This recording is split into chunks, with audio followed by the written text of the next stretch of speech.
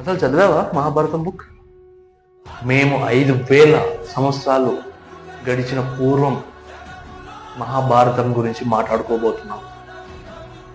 మహాభారతం అనే టైటిల్ ఎలా వచ్చిందో నీకు తెలుసా? భరత మహారాజు అని ఒక రాజు ఉండేవారు. అతనికి 2 పుత్రులు.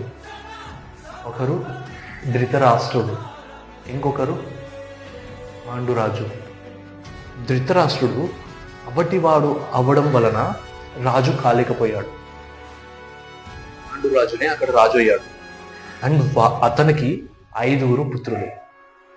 ఇక్కడ వీళ్ళకి మరొక పేరు వచ్చేసి పంచపాండవులు అని పేరు వచ్చిందనమాట.